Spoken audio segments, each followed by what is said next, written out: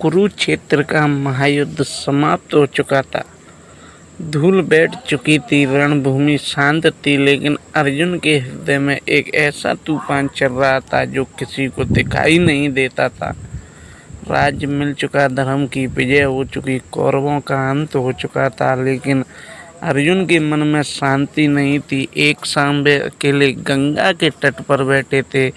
डूबते सूर्य की लालिमा गंगा के जल पर पड़ रही थी। पक्षियों का कलरव धीरे धीरे शांत हो रहा था। अर्जुन की आंखों में आंसू थे। उन्हें बार बार अपने पुत्र अभिमन्यु का चेहरा याद आ रहा था। वह वीर बालक जिसने अकेले चक्रव्यूह में प्रवेश किया था और धर्म की रक्षा करते हुए प्राण न्यौछावर कर दिए थे।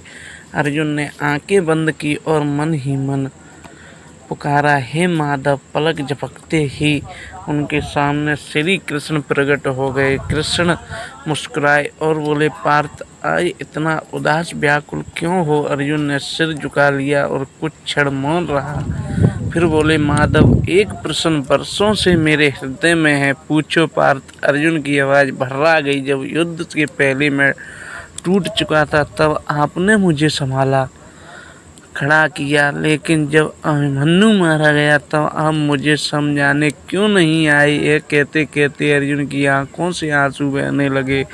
गंगा की लहरें भी मानो उसी पीड़ा को सुन रही थीं। कृष्ण कुछ देर तक मौन रहे, फिर धीरे से बोले, पार्थ, क्या तुम सचमुच उत्तर सुनना चाहते हो?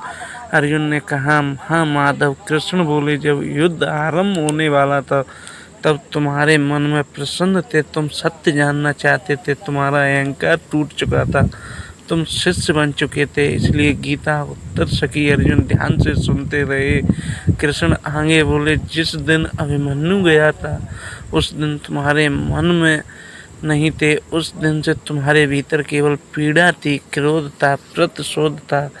तुम सुनना नहीं चाहते थे, केवल बदला लेना चाहते थे। अर्जुन स्तंभित रह गए। कृष्ण ने आगे कहा, जिस मन से सुनना बंद कर दिया वह ज्ञान कैसे प्रवेश करे?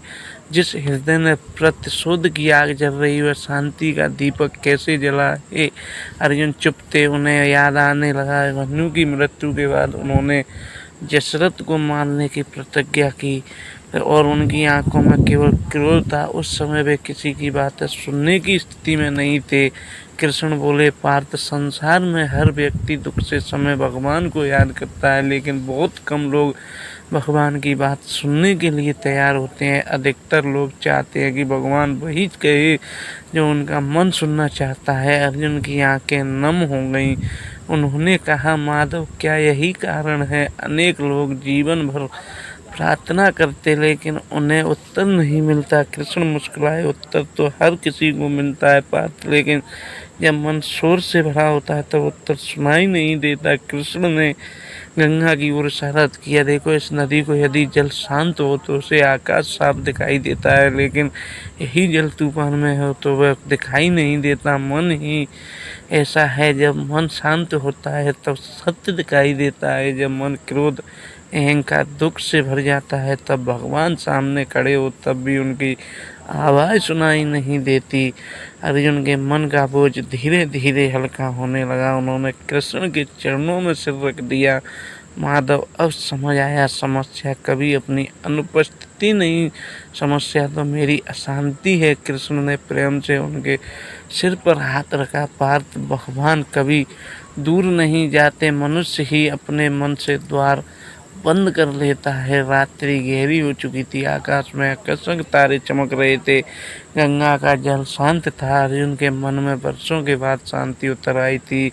उन्होंने कृष्ण की ओर देखा। कृष्ण मुस्कुरा रहे थे और उसी क्षण अर्जुन समझ गए कि भगवान नहीं बोलते जब हम रोते हैं, तब भगवान बोलते हैं जब हम सुनने के लिए तैयार होते।